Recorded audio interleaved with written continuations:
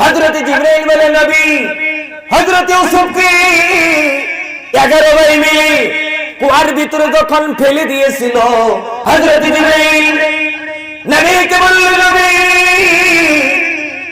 আমাকে ওই সময় আমি সপ্তম আসমানের উপরে ছিলাম যেই মাত্র ইউসুফকে কুয়ার ভিতরে ফেলে দেওয়া হয়েছে ফেলবে ঘটনাটা এমন না ফেলে দেওয়া হয়েছে আমার আল্লাহ আমাকে ডাক দিয়ে বলে ও জিবরাইল যা যা যা যা যা যা আমার বন্ধুর কাছে যা আমার বন্ধু যেন কুয়ার ভিতরে যেন না পড়ে যায় পানির ভিতরে যেন পড়ে না যায় আমার ইউসুফ যেন পানিতে গিয়ে টাচ না করে জিবরাইল বলে নবী গো আমি এত স্পিডে চলতে পারি আমি আমার একটা ডানার উপরে আমার একটা পাখার উপরে ভর দিয়ে ওই সময় আমি এত দ্রুত গতিতে সপ্তম আসমান থেকে আমি দুনিয়ার ভিতরে আসছি হযরত ইউসুফ পানিতে পড়ার আগে আমি আমার ডানাটা ইউসুফের শরীরের নিচে বিছিয়ে দিয়েছে ইউসুফ পানির ভিতরে পড়তে পারে না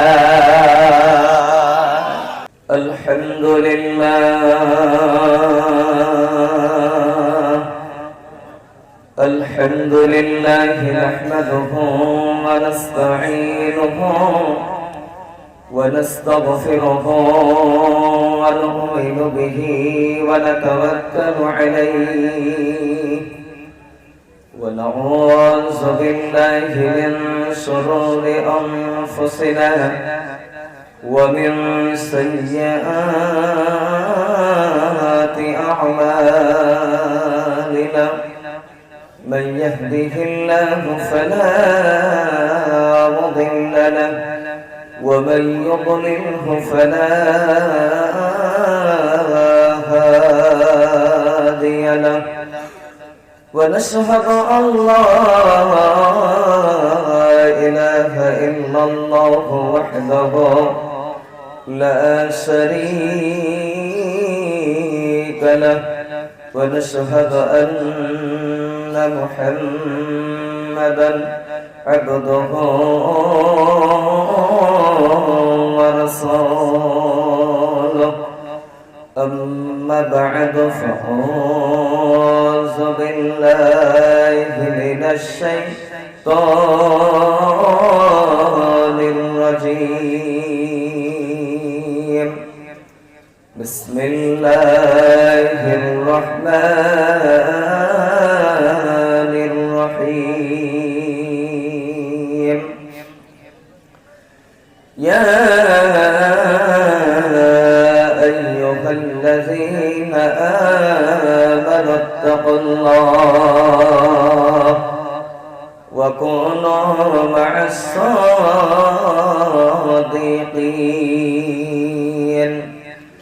وقال النبي صلى الله تعالى عليه وسلم يقرأ القرآن فإنه يأتي يوم القيامة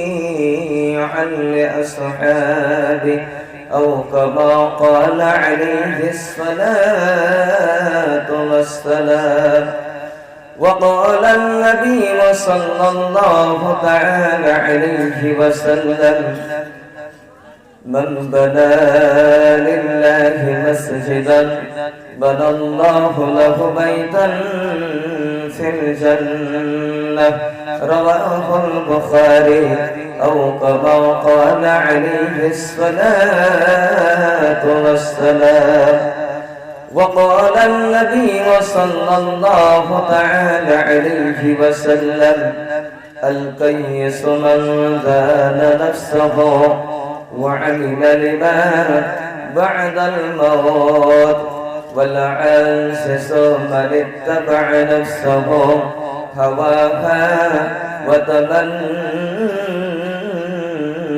على الله أو كما قال عليه الصلاة والسلام وقال النبي صلى الله تعالى عليه وسلم أولى الناس بي ইয়াউমাল কিয়ামাতি আকসারুহুম আলাইহি আসসালাহ আও কামা ক্বালা আলাইহি আসসালাতু ওয়াসসালাম।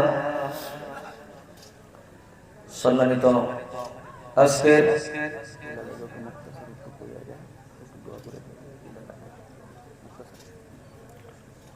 এই পবিত্র ধর্মীয় জলসার সভাপতি সাহেব, তৎসঙ্গে উপস্থিত রয়েছেন হযরত উলামায়ে কেরাম,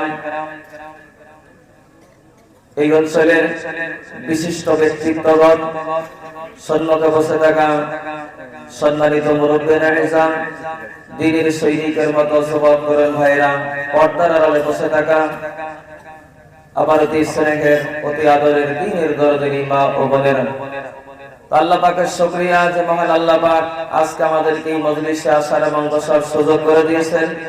এজন্য আমরা সবাই মিলে সেই মহান রবের দরবারে আমরা শুকরিয়া আদায় করব, সকলে বলি আলহামদুলিল্লাহ।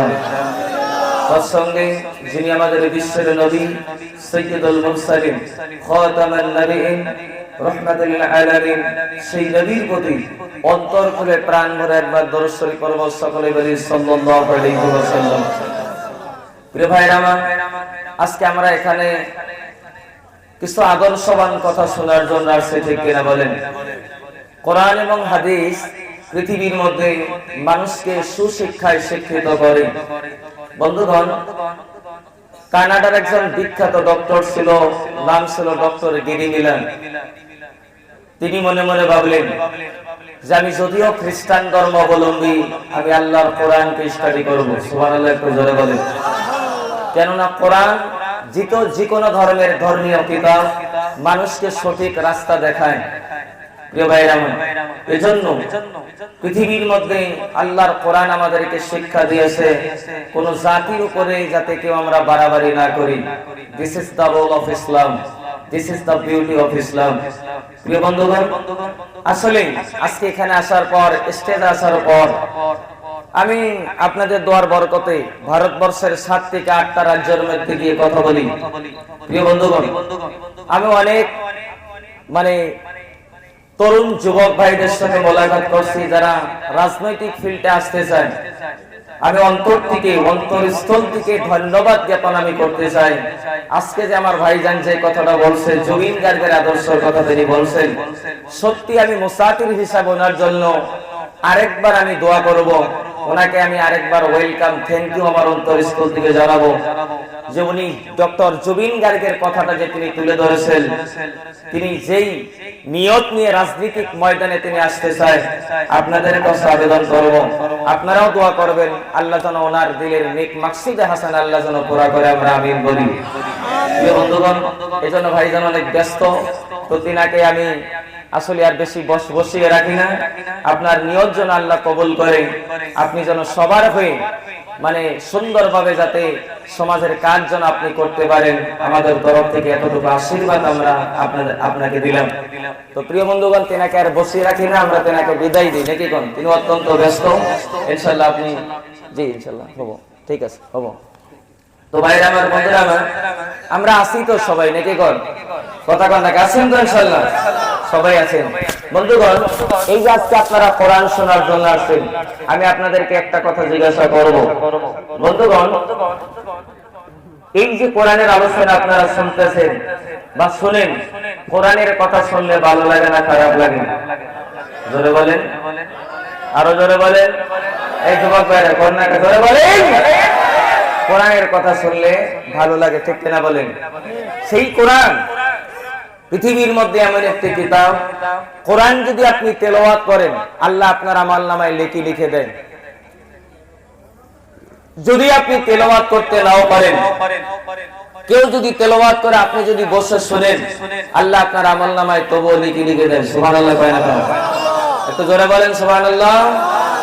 ভাইরা আমার, বন্ধুরা, যদি তেলাওয়াতও পারেন না, আপনি যদি কেউ তেলাওয়াত করলো শুনতেও পেলেন না, কোরআন যদি আপনি 2 চোখ দিয়ে, নয়ন ভরে, নজর দিয়ে যদি আপনি দেখেন, আল্লাহ তবু আপনার আমলনামায় নেকি লিখে দেয়। শুধু তাই নয়, আপনি আপনার দেখতেও পারেন না, কোরআন যদি আপনি হাত দিয়ে একটু স্পর্শ করেন তবু আল্লাহ আপনার আমলনামায় নেকি লিখে দেয়। সুবহানাল্লাহ জোরে বলেন। প্রিয় বন্ধুগণ, সেই কোরআন জমিনের মধ্যে আমরা শুনবো। আল্লাহর কোরআন শোনার জন্য আমরা আসছি বন্ধুগণ, ভাইরা আমার, বন্ধুরা আমার।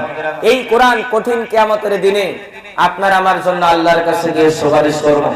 নবী বলেন, ক্বালা সিয়াম ওয়াল কোরআন ইয়াশফাআনি লিল আবদ।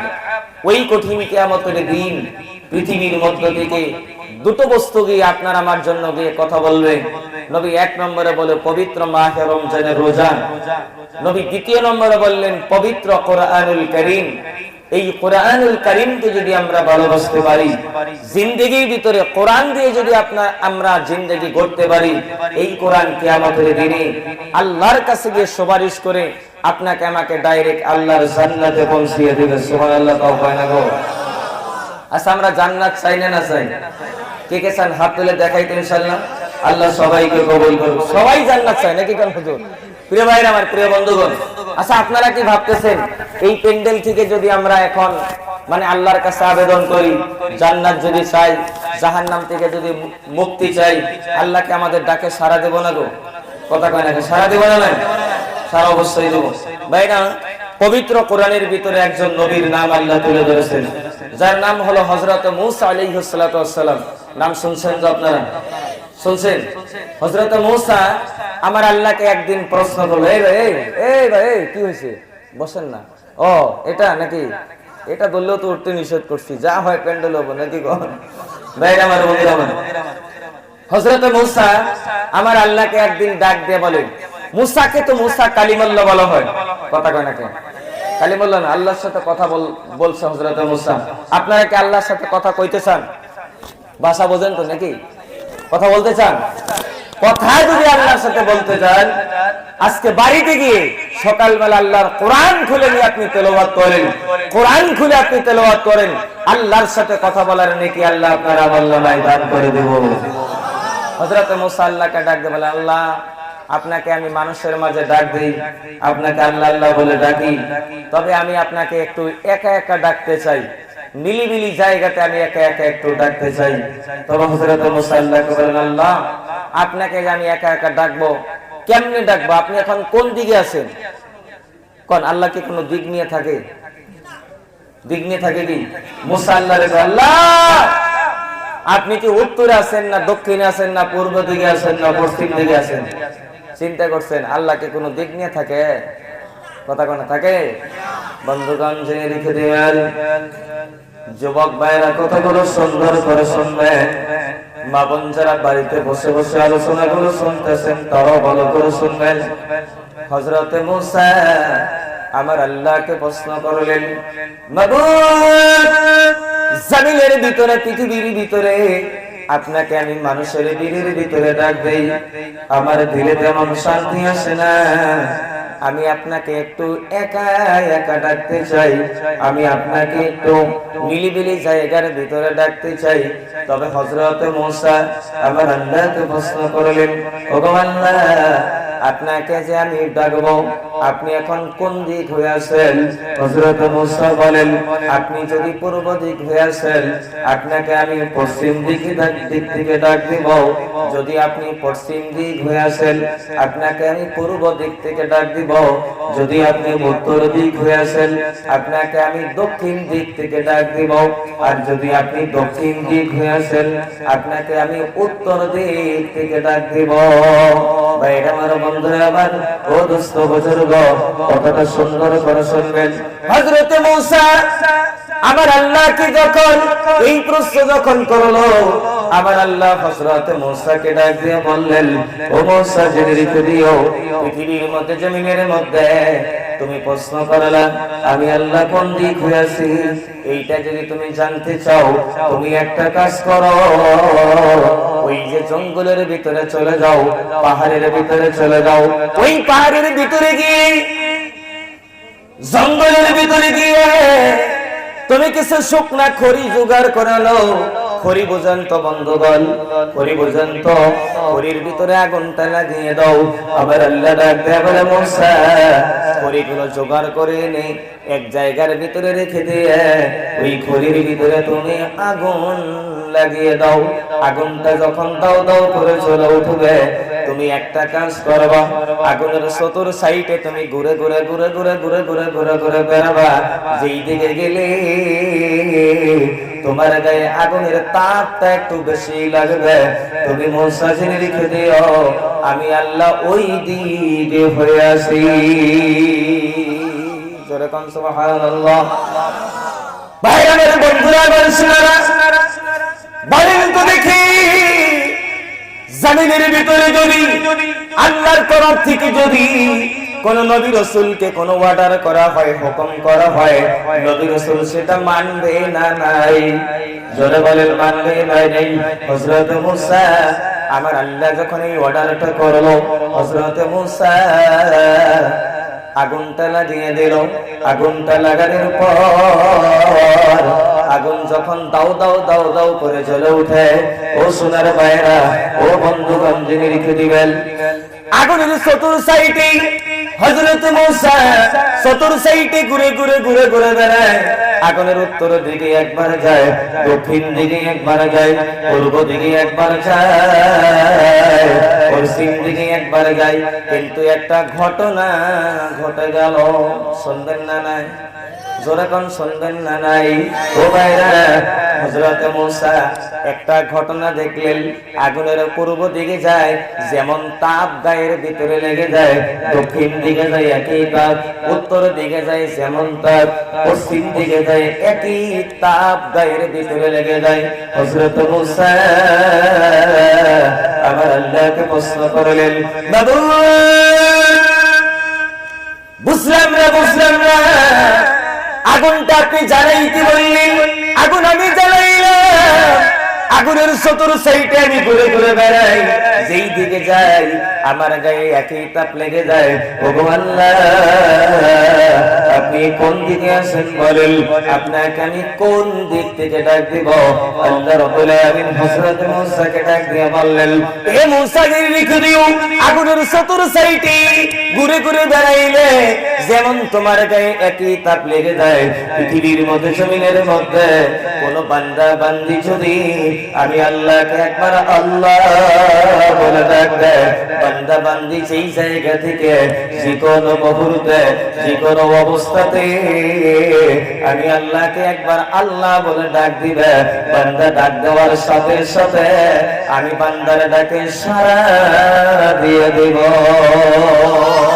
জোরে কন্যা সুবহানাল্লাহ।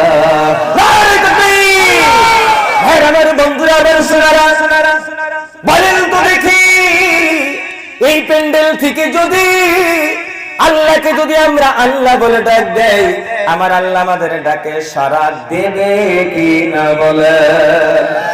আমরা আল্লাহকে ডাকবো তো ইনশাআল্লাহ, কথা কয় না ডাকবো তো?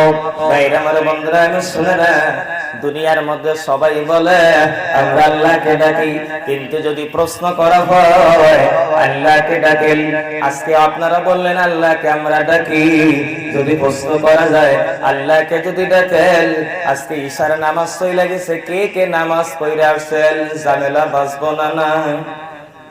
ঝামেলা লাগবো না নাই হুজুর? ঝামেলা লাগবো কিনা বলেন? ভাই আমার বন্ধুরা আমার শোনারা বলেন তো দেখি, নামাজ ছাড়া জান্নাত যাওয়া যাবে নাকি? কথা কন না কে? নামাজ ছাড়া আপনি জান্নাত যাইতে পারবেন নাকি? কোনদিন পারবেন না, পারবেন না।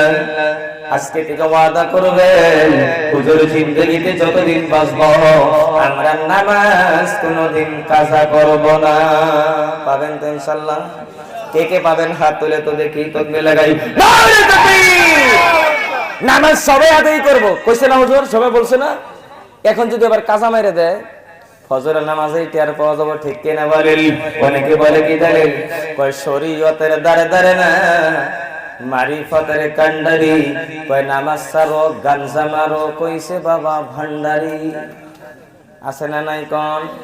কয় শরীয়তের দাঁড়ে দাঁড়ে মারিফতের কান্ডারি, কয় নামাজ ছাড়ো গাঞ্জা মারো, কইছে বাবা ভান্ডারি, আমি কই কোন শয়তানে কইছে তোমার নামাজ পড়া লাগবে না, নামাজ ছাড়া হাসর মাঠে পা বাড়াইতে পারবে? জোরে বলেন পারবে? আরো জোরে বলেন পারবে? ভাই আমার বন্ধুরা, আমার সোনারা, হাসরের ময়দানে আমার আল্লাহ আপনার আমার সর্বপ্রথম হিসাবটা যে নিবে, ওইটা বন্ধ কোনো হিসাব না। আমার আল্লাহ আপনার আমার নামাজের হিসাব নিবে। কিসের হিসাব নেব? নামাজের হিসাব আল্লাহ নেব। তাহলে নামাজের আমাদের দরকার আছে না নাই বলে? নামাজের গুরুত্ব কেমন আপনাদেরকে আমি একটা ফতোয়া শোনাবো। আছেন তো আপনারা নাকি? ভাই আমার বন্ধুরা শুনে না, আপনাদের অঞ্চলে যেই সমস্ত মেয়েরা বিয়ে হয়ে গেছে বা আপনি বিয়ে করেছেন, মেয়েদের পেটে বাচ্চা আসে না নাই? বাচ্চা আসে কিনা বলেন? ও বন্ধু বলেন তো দেখি, একটা মেয়ের পেটে যখন বাচ্চা এসে যায়, বাচ্চাটা যেদিন ভূমিষ্ঠ হবে ওই দিন মেয়েটা বিষ বেদনাতে হুলস্থুল করে, করে না নাই? বাইরে আমার বন্ধুরা শুনে না, ফতোয়ার কিতাবের ভিতরে লেখা হয়েছে যেদিন মেয়েটার বাচ্চাটা দুনিয়ার মধ্যে ভূমিষ্ঠ হয়ে দুনিয়ার ভিতরে আসবে, ওই দিন যদি মেয়েটার বাচ্চাটা মায়ের গর্ভ থেকে আগে যদি রক্ত না আসে, আগে যদি বাচ্চাটা আসে বন্ধুগণ, অর্ধেকটা বাচ্চা বাইরে বেরিয়ে গেছে আর অর্ধেকটা এখনো ভিতরে, এমনি মুহূর্তে মসজিদে মুয়াজ্জিন আযান দিয়ে দিল, হাইয়া আলাস সালাহ, হাইয়া আলাস সালাহ, নামাজের দিকে আসো, নামাজের দিকে আসো। ফতোয়ার কিতাবের ভিতরে লেখা, মেয়েটার বাচ্চাটা অর্ধেকটা বাইরে বেরিয়ে আসছে, আগে যদি রক্ত না আসে ওই সময় হুকুম হলো, ও নারী, ঘরটা যদি পাকা করা ঘর হয়, ওই বাচ্চাটার যে অংশটা বাইরে বেরিয়ে আসছে ওই অংশটা তোমরা একটা পাত্রের ভিতরে ঢুকিয়ে দাও। আর যদি ঘরটা কাঁচা ঘর হয়, মাটির ঘর হয়, একটু গর্ত করে বাচ্চাটাকে গর্তের ভিতরে নামিয়ে দাও। যেই অংশটা বাইরে বেরিয়ে আসছে এই মুহূর্তেও নারী তুমি নামাজের জন্য নিয়ত বেঁধে নামাজ তোমাকে আদায় করতে হবে। ভাই আমার বন্ধুরা, আমার সোনারা, বলেন তো দেখি, ওই সময় একজন নারী জমিনের ভিতরে এত অসুস্থ হয়ে যায়, ওই সময়ে যদি নামাজের যদি এই হুকুম হয়, আপনি আমি সুস্থ থাকার পরে আমার আপনার উপরে নামাজের কেমন হুকুম হবে? আমি যুবকদের পা দুটো জড়িয়ে ধরে বলবো, ও যুবক ভাইরা, মুরব্বী বাবারা, আমি আপনাদের দুটো পা জড়িয়ে ধরে বলে যাব, জিন্দেগিতে আপনি নামাজ কোনোদিন কাজা করিয়েন না, নামাজটা কোনোদিন আপনি ছাড়িয়েন না। কসম করে বলি, নামাজ যদি আপনি সঠিকভাবে আদায় করেন, জামিনের মধ্যে আল্লাহ দুনিয়ার জিন্দেগি আপনাকে কামিয়াবি দান করব, আখিরাতে কবরে যাওয়ার পর এই দুনিয়া থেকে 10 গুণ বড় একটা জান্নাত আল্লাহ আপনাকে দান করে দেব। জান্নাত আপনারা চান না? না চান? সবাই চায় জান্নাত, নাকি কোন হুজুর ভাইরা আছেন তো আপনারা নাকি? অল্প সময় আলোচনা শোনার ধৈর্য আছে তো নাকি? এবার চলেন বন্ধু, আপনাদের আমি দ্বিতীয় নম্বরে একটা প্রশ্ন করব। আচ্ছা বলেন, ওই জান্নাত আপনারা কোনদিন দেখেছেন নাকি? কথা কয় না কে? দেখছেন নাকি? জান্নাত দেখার ইচ্ছা হয় না? না হয়? হয়। আচ্ছা, জান্নাত দেখানো নাই, জান্নাত কত বড় এটা কোনদিন অনুভব করছেন নাকি? এটা অনুভব কোনদিন করেন নাই। ভাই আমার বন্ধুরা, আমার সোনারা, উর্দুতে একটা কিতাব লেখা হয়েছে, কিতাবটার নাম হলো আল ইবকা। কিতাবটা লিখেছেন হাকিমুল উম্মাত মুসাদ্দাদ মিল্লাত শাহ আশরাফ আলী থানভী রাহমাতুল্লাহ আলাইহি। জোরে বলুন সুবহানাল্লাহ। কেন সুবহানাল্লাহ বলতে বললাম জানেন? হাকিমুল উম্মাত মুসাদ্দাদ মিল্লাত শাহ আশরাফ আলী থানভী রাহমাতুল্লাহ আলাইহি পৃথিবীর ভিতরে, জমিনের ভিতরে এত বড় একজন আল্লাহর ওলি ছিলেন। উনি একদিন কিতাব লিখতেছে, হঠাৎ করে মসজিদ আজান হয়ে গেল, নামাজের জন্য আসো, নামাজের জন্য আসো।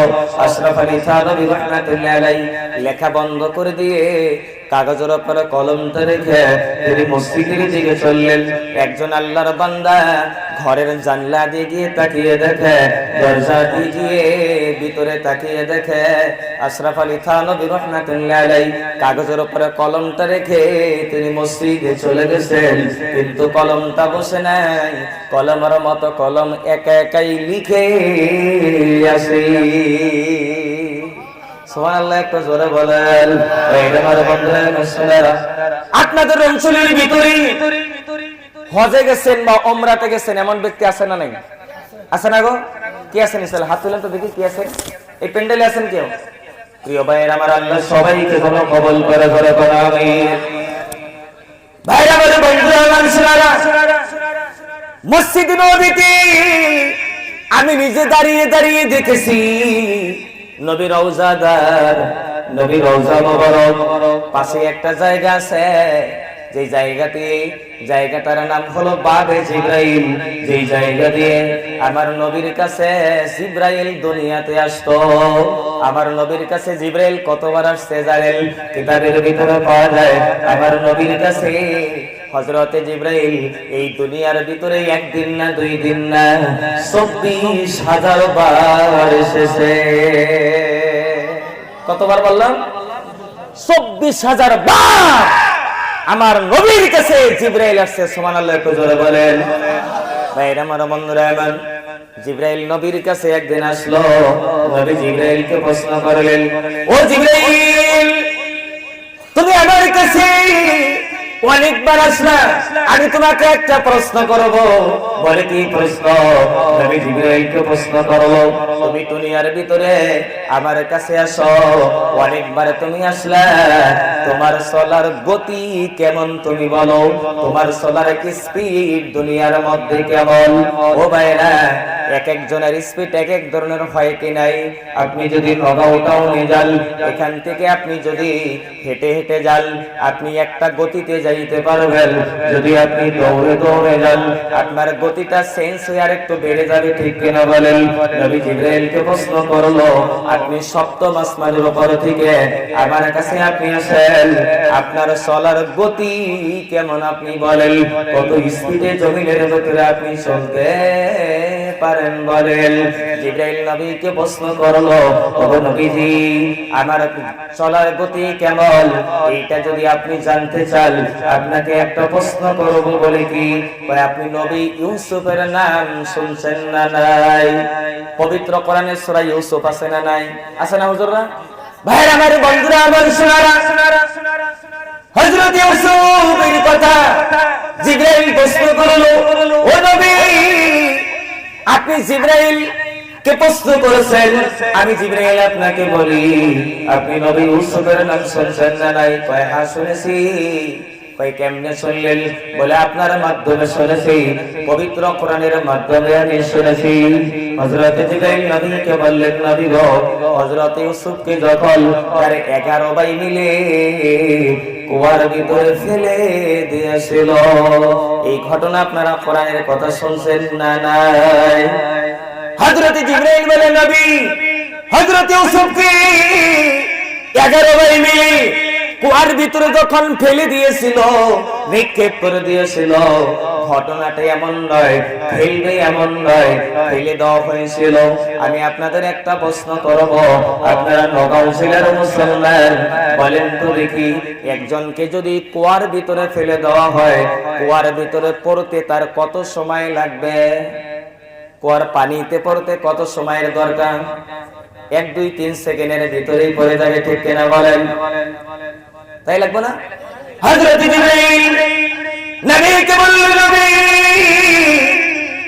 আমাকে ওই সময় আমি সপ্তম আসমানের উপরে ছিলাম, যেই মাত্র ইউসুফকে কুয়ার ভিতরে ফেলে দেওয়া হয়েছে, ফেলবে ঘটনাটা এমন না, ফেলে দেওয়া হয়েছে, আমার আল্লাহ আমাকে ডাক দিয়ে বলে, ও জিবরাইল, যা যা যা যা যা যা আমার বন্ধুর কাছে যা, আমার বন্ধু যেন কুয়ার ভিতরে যেন না পড়ে যায়, পানির ভিতরে যেন পড়ে না যায়, আমার ইউসুফ যেন পানিতে গিয়ে টাচ না করে।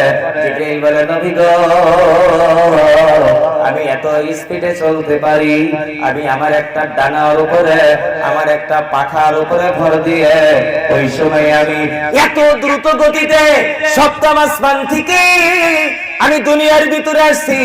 হযরত ইউসুফ পানিতে পড়ার আগে আমি আমার ডানাটা ইউসুফের শরীরের নিচে বিছিয়ে দিয়েছে, ইউসুফ পানির ভিতরে পড়তে পারে না।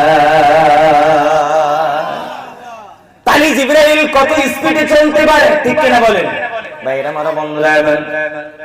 আমি জান্নাতটা কত বড় এটা বোঝানোর জন্য আমি এক নম্বর ঘটনাটা বললাম, এবার দ্বিতীয় নম্বরটা বলবো। বন্ধু নবী হযরত জিবরাইলকে দুই নম্বর একটা প্রশ্ন করলো, ও ভাই জিবরাইল আপনি আমার কাছে অনেকবার আসছেন, আপনাকে একটা প্রশ্ন করব, আপনাকে আমি একটু অরিজিনাল সুরতে দেখতে চাই। নবীর কাছে যে জিবরাইল আসতো, নবীর একজন সাহাবী হযরত দাহিয়াতুল কালবি রাদিয়াল্লাহু তাআলা আনহু তিনার সুরত ধরে আসতো। হযরত জিবরাইল নবীকে প্রশ্ন করলো, নবী আপনি আমাকে অরিজিনাল সুরতে দেখতে পাবেন না? বলে কেন? কই নবী গো আমার আল্লাহ আমাকে এত বড় করে বানিয়েছে, আমার বডিটা আমার আল্লাহ এত বড় করে বানিয়েছে, এই দুনিয়ার ভিতরে যদি বডিটা রেখে দেই, এই দুনিয়ার ভিতরে বডিটা রাখার ক্ষমতা দুনিয়ার হবে না। হযরত জিবরাইল নবীকে বললেন, নবী আমি কত বড়, আমাকে যদি আপনি দেখতে চান আপনি আপনার মাথাটা একটু উপরের দিকে তুললেন। নবী মাথাটা উপরের দিকে তুললো, বললেন নিচে নামাল, নিচে নামাইলো। জিবরাইল নবীকে প্রশ্ন করে, নবী গো আপনি কি কোনো কিছু দেখতে পাইছেন নাকি? ওই না না না না আমি কোনো কিছু দেখি নাই, তবে হঠাৎ করে আমি দেখলাম একটা সেকেন্ডের জন্য দুনিয়াটা অন্ধকার হয়ে গেছে। নবী জিবরাইলকে যখন এই কথা বললো, জিবরাইল ডাক দিয়ে বলে, নবী জমিনের ভিতরে পৃথিবীর মধ্যে আপনাকে যখন আমি মাথাটা উপরের দিকে উঠাইতে বলছি, আমি আমার একটা ডানা দিয়ে একটা পাখা দিয়ে আমি আসমানটা একটু ঢেকে ধরেছিলাম, যার জন্য একটা সেকেন্ডের জন্য পৃথিবীটা অন্ধকার হয়ে গেছে। ওগো নবী গো আপনি তো জানেন বুখারী শরীফের আপনি প্রথম পৃষ্ঠা হাসিয়ার ভিতরে পাওয়া যায়, আল্লামা কসতালানী রাহমাতুল্লাহ আলাইহি বলেন, জিবরাইল নবীকে বললেন, ওগো নবী একটা ডানা দিয়ে আমি আসমানটা ঢেকে দিয়েছিলাম, যার জন্য তো গোটা পৃথিবীটা অন্ধকার হয়ে গেছিল। ওগো নবী এমন ডানা এমন পাখা আমার আল্লাহ আমাকে একটা না দুইটা না 10টা না 20টা না 30টা না 40টা না আমার আল্লাহ এমন 600 ডানা দিয়ে 600 পাখা দিয়ে আল্লাহ আমাকে বানিয়ে দিয়েছে। ভাই আমার বন্ধুরা, এই দুইটা ঘটনা আপনাদের কাছে বলার উদ্দেশ্য হলো তালি জিবরাইল কত দ্রুত গতিতে চলতে পারে, জিবরাইলকে আল্লাহ কত বড় বানিয়েছে। যে জিবরাইলের বডিটা দুনিয়ার ভিতরে রাখার জায়গা হবে না, যে জিবরাইলের 600 ডানা দিয়ে আমার আল্লাহ জিবরাইলকে বানিয়েছে। এই জিবরাইল একদিন আল্লাহকে প্রশ্ন করলো, কি প্রশ্ন করলো শোনার দরকার আছে না নাই বলেন? আমার আল্লাহকে প্রশ্ন করলো, জামিনের ভিতরে আপনি আপনার নেক বান্দাদের জন্য, আপনার সালেহীন বান্দাদের জন্য, যারা পরহেজগার যারা আল্লাহওয়ালা তাদের জন্য আপনি জান্নাত বানাইছেন, সিল্লাহ বলেন সুবহানাল্লাহ। হযরত জিবরাইল আমার আল্লাহকে বললেন, আল্লাহ ওই জান্নাতটা আমি একটু ঘুরে ঘুরে দেখতে চাই। আমার আল্লাহ জিবরাইলকে বললেন, জিবরাইল তো আমি আমার বান্দাদের জন্য নেক বান্দাদের জন্য যে জান্নাত আমি বানাইছি ওই জান্নাত তোমার জিন্দেগিতে তুমি ঘুরে শেষ করতে পারবে না। জিবরাইল বলেন, আল্লাহ আমি দেখব। আশরাফ আলী থানভী রাহমাতুল্লাহ আলাইহি লিখেছে, কয় দেখবি? কয় হ্যাঁ। কয় যা যা যা যা জান্নাত দে, জান্নাতটা দেখে নে। আমি আমার নেক বান্দাদের জন্য যেই জান্নাতটা বানাইছি, দেখ দেখ দেখ দেখ দেখ দেখ দেখ দেখ, কিতাবের ভিতরে পাওয়া যায় জিব্রাইলের 600 ডানাটা মিলে দিয়ে ভাইরা আমার বন্ধুরা আমার এত বড় বডিটা নিয়ে জিব্রাইল জান্নাতের ভিতরে পাখির মতো ওড়া আরম্ভ করলো। উড়তে উড়তে উড়তে উড়তে উড়তে উড়তে একদিন না 2 দিন না, একটা কিতাবের ভিতরে পাওয়া যায় 70 বছর উড়লো, আর একটা রিওয়ায়াতের ভিতরে পাওয়া যায় একেবারে 70,000 বছর জিব্রাইল জান্নাতের ভিতরে উড়লো। তবুও জিব্রাইল জান্নাতের একদিকে ঘুরে দেখে শেষ করতে পারে না। এত বিশাল বড় জান্নাত আল্লাহ তাআলা আমাদের জন্য বানিয়েছেন বন্ধু। এই জন্য আমি আপনাদের পা দুটো জড়িয়ে ধরে বলবো, জমিনের ভিতরে পৃথিবীর ভিতরে শর্ত একটাই, আপনি যদি নেক হন, আপনি যদি আল্লাহ ওয়ালা হন, আপনি যদি কোরআন ওয়ালা হন, কোরআন ওয়ালাদের সাথে যদি আপনার সম্পর্ক থাকে, যদি আপনার সলার সম্পর্কটা আল্লাহ ওয়ালাদের সাথে হয়, আমার আল্লাহ পবিত্র কোরআনুল কারীমের ভিতরে বলেন, আল্লাহ রাব্বুল আলামিন বলেন, ইয়া আইয়ুহাল্লাযীনা আমানু তাকুল্লাহ, এই দুনিয়ার ইমানদার বান্দারা তোমরা আল্লাহকে দেখে ভয় করো। আমার আল্লাহ তারপরে পরে বললেন, ওয়া কুনু মা'আস সাদিকিন, তোমরা নেককারদের সংস্রবে যাও, যারা আল্লাহ ওয়ালা, যারা মুত্তাকিন, যারা পরহেজগার, তাদের সংস্রবের ভিতরে যাও। ভাইরা আমার, বন্ধুরা আমার, শুনেরা ভালো করে খেয়াল করবেন, পৃথিবীর ভিতরে জমিনের ভিতরে আপনার সালাতটা যদি আল্লাহ ওয়ালাদের সাথে হয়, নামাজি ব্যক্তিদের সাথে হয়, আপনার সালাতটা যদি আল্লাহ ওয়ালা হক্কানি কোন ওলির সাথে হয়, এরা যদি জান্নাতে যায়, এই খাতিরে আল্লাহ আপনাকে আমাকেও জান্নাত দিয়ে দেব। কিন্তু আমাদের চলার গতি কেমন জানেন? সামনে 31শে ডিসেম্বর আসতেছে, ঠিক কিনা বলেন? আজকে কয় তারিখ? 28 ডিসেম্বর নাকি? অনেক যুবক ভাইরা কিন্তু মান্যত করে ফেলেছে 31শে ডিসেম্বরে তারা পিকনিক করবে, ঠিক কিনা বলেন? আছে না গো? আপনাদের অঞ্চলে নাই বোঝে নাকি? আছে না? নাই আছে না? 31st নাইট তারা মানাবে, 7 জানুয়ারি মানাবে। প্রিয় ভাইরা আমার, বন্ধুগণ, দোস্ত বুজুর্গ, আমি লম্বা করব না। 7 জানুয়ারি যদি মানান, প্রিয় বন্ধুগণ, বলেন তো এই কালচারটা আপনাদের আমাদের না এটা ইংরেজদের? জোরে বলেন কাদের? তাহলে বন্ধুগণ, তাদের সাথে মিল রেখে যদি আপনি কোনো কাজ করেন, আল্লাহ তাআলা হাসরের ময়দানে আপনাকে কাদের সাথে পাঠাবো গো? হাসর কার সাথে করব? তাদের সাথেই করব, ঠিক কিনা বলে আমার রাসূল বলেন, আল মারউ মা'a মান আহাব্বা, পৃথিবীর ভিতরে যার সাথে আপনার মহব্বত, তার সাথে আল্লাহ আপনার হাসর করাবো, তার সাথে আল্লাহ কবর থেকে উঠাবো। প্রিয় বন্ধুগণ, আপনাদের ধৈর্য আছে তো? আমি এটা আপনাদেরকে একটু বুঝিয়ে দেব। ধৈর্য আছে তো ইনশাআল্লাহ? কথা কয় না? আছে তো বন্ধুগণ? ভাইরা আমার, বন্ধুরা আমার, একটা কিতাব লেখা হয়েছে, খুব সুন্দর করে শুনবেন, আমি লম্বা দিকে যাব না বন্ধুগণ। কিতাবটার নাম হলো পছন্দিদা ওয়াকিয়া। কিতাবটা লিখেছেন আশরাফ আলী থানভী রাহমাতুল্লাহ আলাইহি। আপনারা বলতে পারেন, হুজুর আপনি আশরাফ আলী থানভী রাহমাতুল্লাহ আলাইহির কথা এত কেন বলেন? উলামায়ে দেওবন্দ যারা, তারা বলে আশরাফ আলী থানভী রাহমাতুল্লাহ আলাইহির কিতাব যারা অধ্যয়ন করে নাই, তারা ইলমের যে একটা বরকত, একটা নূর তারা এখন পর্যন্ত বুঝেই নেই, ঠিক কিনা বলেন? প্রিয় ভাইরা আমার, আপনাদের অঞ্চলে মানুষ ইন্তেকাল করলে কবর দেন, দেন না? না দেন? যেরকম দেন না? নাই? এই পিন্ডের ভিতরে দেখবেন অনেকের আত্মীয় স্বজন, মা হোক, বাবা হোক, ভাই হোক, বোন হোক, দাদা হোক, দাদি হোক, অনেকের কবরে গেছে না গো? কার কার কবরে গেছে? বাবা মা কার কার নাই? হাত তুলেন তো দেখি। মা বাবা কার কার নাই? আহারে, মা বাবা অনেকের নাই। আপনারা বসবেন, ইনশাআল্লাহ মুসাফিরের দোয়া কবুল হয়। আমি আপনাদের মা বাবার জন্য দোয়া করব বন্ধুগণ। প্রিয় ভাইরা আমার, প্রিয় বন্ধুগণ, তো আশরাফ আলী থানভী রাহমাতুল্লাহ আলাইহি লিখেছেন, আপনি যদি মক্কাতে যান, মক্কার আবহাওয়া আর আমাদের এখানের আবহাওয়ার ভিতরে পার্থক্য রয়েছে। যেমন আপনি যদি এখানে একটা আপেল কিনে নিয়ে আনেন আপনাদের অঞ্চলে, এই আপেলটা 4-5 দিন 10 দিন যদি আপনি না খান, বাড়িতে যদি রেখে দেন, দেখবেন এই আপেলটা কয়দিন পরে পচে গন্ধ বের হবে। হবে না? নাই? কথা কয় না? হবে না? গন্ধ বের হবে। কিন্তু মক্কাতে যদি আপনি কোনো বস্তু রেখে দেন, সেটা পচে কোনোদিন গন্ধ বের হবে না, সেটা শুকিয়ে যাবে, কিন্তু পচে কোনোদিন গন্ধ বের হবে না। সুবহানাল্লাহ, একটু জোরে বলেন। তো আপনাদের অঞ্চলে নিয়ম আছে, দেখবেন মানুষ ইন্তেকাল করলে কবরস্থানে কবর দেন, ঠিক কিনা গো?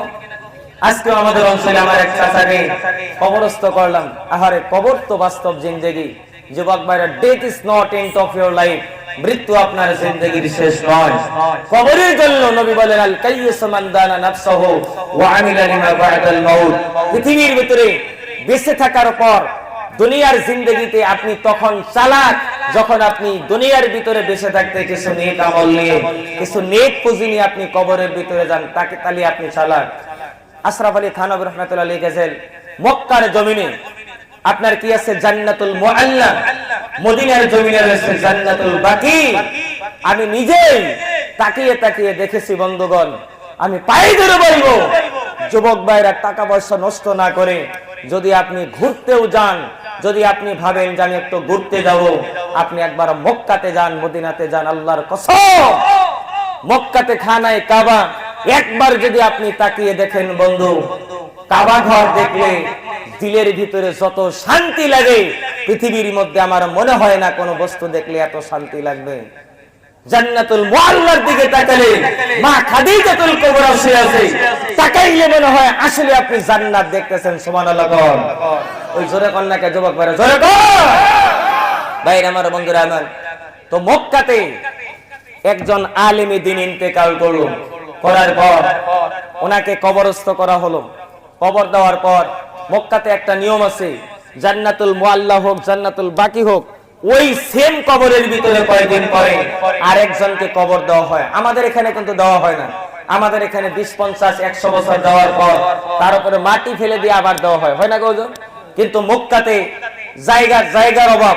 বলবেন জায়গার অভাব বলে কেমন করে? খালি শুধু পাথর আর পাথর, পাথর আর পাথর, দিবে কোন জায়গায়? প্রিয় ভাইরা আমার, খুব ভালো করে মন লাগিয়ে শুনবেন। একজন হাজী সাহেবের আপনার কি কয় একজন আলেমে দ্বীনের ইন্তেকাল হলো, উনাকে কবর দেওয়া হলো। ঠিক একই পরিবারের কিছুদিন পরে একজন মেয়ে ইন্তেকাল করলো 3-4 বছর পরে। তো পরিবারের মানুষগুলো পরামর্শ করলো, এই মেয়েটাকে আর আমরা কোন জায়গাতে কবর দিব? এই যে আমাদের একই পরিবারের একজন আলিম সাহেব উনি ইন্তেকাল করছে, ওনার কবরই কবর দিয়ে দিই। প্রিয় ভাইরা, যখন কবরটা খুঁড়তে গেছে, আপনারা কবর খোঁড়া কর না কি কন? কি কন? এটাই কন নাকি? কবর খান্দা কন নাকি? ভাষা বোঝেন তো? প্রিয় ভাইরা আমার, কবর খান্দিবার গেছে। খান্দিবার যাওয়ার পর দেখে আপনার যে ওই কবরের ভিতরে ওই আলেমে দ্বীনটার লাশ থাকার কথা, ওনার লাশ নাই। কবরের ভিতরে একটা সুন্দরী মেয়ের লাশ ঢুকে আছে। একটা কার লাশ? সুন্দরী একটা মেয়ের লাশ। কবরে যখন রাখা হয় তখন মুখটা খুলে দেওয়া হয়, তাই না হুজুর? খুলে দেওয়া হয় আপনার সুন্দরী একটা মেয়ের লাশ। আচ্ছা বলেন, আপনাদের এই অঞ্চলের ভিতরে যদি অস্ট্রেলিয়া থেকে যদি একটা মেয়ে মানুষ বা একটা ছেলে মানুষ আপনাদের অঞ্চলে আসে, আপনারা দেখে চিনতে পাবেন না? যেটা আমাদের আসামের মানুষ না, এটা আমাদের ভারতের মানুষ না, চিনবেন কিনা? চিনবেন না গো বন্ধুগণ? জেনে লিখে দিবেন। এই মেয়েটার দিকে তাকিয়ে দেখা হলো, আলেম তার কবরের ভিতরে যে মেয়েটার লাশটা ঢুকে আছে, ওনার কবরের ভিতরে দেখি মুখের ভিতরে তাকিয়ে দেখা হলো, এই মেয়েটা মক্কার জমিনের মেয়ে হবে না। সবার মনে মনে একটা প্রশ্ন, খুব মন লাগিয়ে দিয়েছেন বন্ধু। সবার মনে মনে একটা প্রশ্ন, এই মেয়েটার লাশটা কোন জায়গা থেকে আসলো?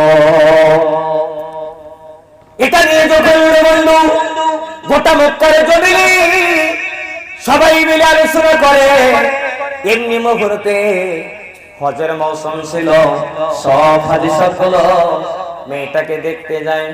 দেখতে দেখতে দেখতে দেখতে একজন হাজী সাহেব এই মেয়েটার চেহারা দেখে চিনে ফেললো। চিনে বলে, এই মেয়েটার বাড়িটা মক্কাতে না, এই মেয়েটার বাড়ি মদিনাতে না, এই মেয়েটার বাড়ি হলো ইউরোপ মহাদেশে। এবার প্রশ্ন হলো, ইউরোপ মহাদেশ হলো খ্রিস্টানদের দেশ বন্ধ, এই ইউরোপ মহাদেশ থেকে এই খ্রিস্টান মেয়েটার লাশটা মক্কার জমিনে কেমনে আসলো? প্রশ্ন হয় কিনা বলেন? ভাইরা আমার, বন্ধুরা আমার, শোনারা খুব ভালো লাগিয়ে দিয়ে শুনবে। ও যুবক ভাইরা, কানটা খাড়া করে শুনে যাবে। যখন করা হলো কে জানেন? হাজী সাহেবটা বলল, এই মেয়েটার বাড়ি ইউরোপ মহাদেশে, এই মেয়েটার বাড়িতে আমি কাজে ছিলাম, ওই বাড়িতে কাজ করছে। তাহলে তো ফাইনাল সিন বই, ঠিক কিনা বলেন? ও যুবক ভাইরা, মুরব্বি বাবারা, সবাই বলল, এই মেয়েটার পরিচয় তুমি তারে কেমনে জানলা? মক্কারে হাজী সাহেবটা বলে, এই মেয়েটা সাধারণ মেয়ে না, এই মেয়েটার বাবা হলো খ্রিস্টান, তার গোষ্ঠী 14 গোষ্ঠী হলো খ্রিস্টান। আমি এই মেয়েটার বাড়িতে কাজে ছিলাম। আমি যখন সারাদিন কাজকর্ম করে রাত্রিবেলা উঠে যাই নামাজটা বিছিয়ে দিয়ে আল্লাহর কাছে হাত তুলে কান্না করছি, আল্লাহ আল্লাহ আল্লাহ আল্লাহ বলে জিকির করছি। এই মেয়েটা দরজার গেটে একদিন এসে আমার আমল দেখে আমার জিকিরটা শুনে আমাকে ডাক দেয়া বলে, এই যুবক, তোমার আমল দেখে আমি পাগল হয়ে গেছি, তুমি আমাকে মুসলমান বানায়া দাও। হাজী সাহেব ডাক দিয়ে বলল, এই মেয়েটা সাধারণ মেয়ে না, এই মেয়েটা আমার হাতে গোপন ভাবে কালিমা করে মুসলমান হয়ে গিয়েছিল। জোরে কোন সুবহানাল্লাহ। সবাই বলল, ওই যাও যাও যাও যাও, ইউরোপ মহাদেশে চলে যাও, চলে গিয়ে তুমি খবরটা নিয়ে এসো, এই মেয়েটা বেঁচে আছে কিনা তার আব্বার কাছে গিয়ে খবরটা নিয়ে এসো। ইউরোপ মহাদেশে হাজী সাহেবটা চলে গেল। লম্বা ঘটনা আমি লম্বা করব না, বলল, ওই বাড়িতে গিয়ে বাড়িওয়ালাকে ডাক দিয়ে বলে, আমি তো আপনার বাড়িতে কাজ করেছি। কয়ে হ্যাঁ। ডাক দিয়ে বলে, ও বাড়িওয়ালা, ও আমার মালিক, আপনার মেয়েটা কোথায় বলেন? কয় আমার মেয়েটা ইন্তেকাল করেছে। হাজী সাহেব বলে, আপনার মেয়েটা ইন্তেকাল করেছে? আপনার মেয়েকে আমি মক্কার জমিনে দেখে আসছি, কবরের ভিতরে। কয় মিথ্যা কথা বলো না, বলো না, আমার মেয়েটা ইন্তেকালের পরে আমরা খ্রিস্টান ধর্মাবলম্বী, আমাদের জাতি অনুযায়ী আমাদের কবরস্থানের ভিতরে আমার মেয়েটা, আমি মেয়েটাকে নিজের হাতে আমি কবর দিয়েছি। এই হাজী সাহেব ডাক দিয়ে বলে, চলেন গিয়ে দেখবো আপনার মেয়েটাকে আপনি নিজের হাতে কবর দিয়েছেন, আপনার মেয়েটা ওই কবরস্থানে আছে কি নাই। আপনার মেয়েকে তো আমি মক্কার জমিয়ে দেখে আসছি। ও সোনার ভাইরা, এমনি মফরুত করলো কি জানেন? কবরস্থানে গিয়ে, খ্রিস্টান কবরস্থানে গিয়ে বলে, এই জায়গাতে কবর দিয়েছি। কবরটা খনন করা হলো। কবরটা খনন করে দেখা গেল ওই কবরের ভিতরে এই খ্রিস্টান মেয়েটার লাশটা নাই। ওই কবরের ভিতরে মক্কার জমিনে যে আলেমটা ছিল, আলেমটার যেই কবরে মেয়েটার লাশটা আছে, ওই কবরের আলেম দিনটার লাশটা এই খ্রিস্টান কবরস্থান এই মেয়েটার কবরে ঢুকে আছে। ঘটনা ঝামেলা বাজলো কিনা বলেন? হাজী সাহেব দৌড়ে দৌড়ে দ্রুত গতিতে তাড়াতাড়ি করে সফর করে মক্কাতে চলে গেল। সব উলামাদেরকে বলে, ঘটনা সত্য, ঘটনা সত্য, এই মেয়েটার লাশটা এখানে, আর এই কবরের ভিতরে যে আলেম তার লাশটা ছিল, তার লাশটা গিয়ে খ্রিস্টান কবরস্থানে। সবাই বলে, কেমন হয়ে গেল, কেমন হয়ে গেল? আশরাফ আলী থানভী রাহমাতুল্লাহ আলাইহি তিনি লিখেছেন, গন্ডগোল। সবাই মিলে পরামর্শ করলো, ওই চল চল চল চল, এই আলেমটার বিবি বেঁচে আছে, কেন না বন্ধ, আপনার আমল কেমন, আপনার চরিত্র কেমন, আপনার আখলাক কেমন, দুনিয়ার কেউ যদি না জানে, আপনার বিবি কিন্তু ভালো জানে, ঠিক না বেঠি? ভাই আমার বন্ধু, আমার সবাই বললো, চল চল চল চল, এই আলেমটার যে বিবি আছে, তার বিবির কাছে গিয়ে আমরা জিজ্ঞাসা করবো। তার বিবির কাছে চলে গেল। পর্দার আড়াল থেকে বলে, আপনার আপনার স্বামীটা তো ইন্তেকাল করছে? কয় হ্যাঁ। সবাই জিজ্ঞাসা করলো আপনার স্বামীর আমল কেমন ছিল বলেন? ডাক দিয়ে বলল আমার স্বামীর আমল বড় ভালো ছিল। আপনার স্বামীর চরিত্র কেমন ছিল? ওই চরিত্র ভালো ছিল। ওই ঘটনা তো আপনি শুনছেন, আপনার স্বামীটার লাশটা ইউরোপ মহাদেশে চলে গেছে। ভাই শুনেছি, কিন্তু আমার স্বামীটার সব আমল ভালো ছিল, শুধু একটা আমল বড় খারাপ ছিল। সবাই বলে কি আমল বলো? এই মেয়েটা ডাক দিয়ে বলল আমার স্বামীটা রাত্রে বেলাতে ঠান্ডার দিনে যখন আমরা স্বামী স্ত্রী মিলন করতাম, আমরা যখন সহবাসে লিপ্ত হয়ে যাইতাম, ইসলাম ধর্ম অনুযায়ী ফজরের নামাজের আগে গোসল দিতে হয় কিনা বলেন? আমার স্বামীটা এই আলেমদের বিবি বলে আমার স্বামীর সঙ্গে ঠান্ডার দিনে যখন আমরা মিলে যাইতাম, দুইজন মিলে যখন মিলন করতাম, ফজরের আগে গোসল করা লাগে, আমার স্বামীটা গোসল করতে যাইতো আর আমাকে বলতো ও বিবি এই নিয়মটা আমার ইসলাম ধর্মের নিয়ম, এই নিয়মটা আমার ভালো লাগে না। ফজরের আগে ঠান্ডা পানি দিয়ে গোসল করতে হয়, এই নিয়মটা খ্রিস্টানদের নিয়মই ভালো। তাদের যদি 15 দিন গোসল করা না হয়, তাদের ধর্ম কোনো গুনাহ হবে না, ঠিক না বেঠি? ভাই আমার বন্ধু, আমার শোনারা, ও যুবক বন্ধু, এই কথা শোনার পর সব আলিমরা ফতোয়া দিয়ে দিল, আর শোনা লাগবে না, লাগবে না। আমার নবীর হাদিস, নবী আমার বলছে আল মারউ মা'a মান আহাব্বা। পৃথিবীর ভিতরে, জমিনের ভিতরে নবী যেদিন এই হাদিসটা বলছে, নবীর সামনে সাহাবায়ে কেরাম যারা হাউ হাউ করে কান্না করছে, নবী আমার ডাকতে বলে সাহাবারা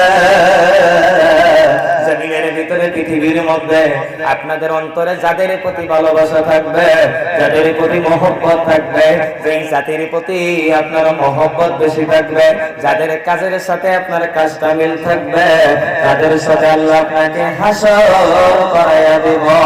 ভাই আমার বন্ধুরা, আমার শোনারা, এটা আমার বলার উদ্দেশ্য হলো, বলেন তো দেখি আপনার কাজ যদি খ্রিস্টানদের মতো মিল থাকে বন্ধ, আপনার কাজ যদি বন্ধ অন্য জাতির সাথে মিল থাকে, ইসলামের সাথে যদি না থাকে, তাহলে বলেন তো বন্ধুগণ আপনার আমার হাসর আল্লাহ কার সাথে করাবো বলেন? ঘোষণার বাইরে আমি লম্বা দিকে যাব না, পারতে জড়িয়ে ধরে বলে বাইরে বন্ধুগণ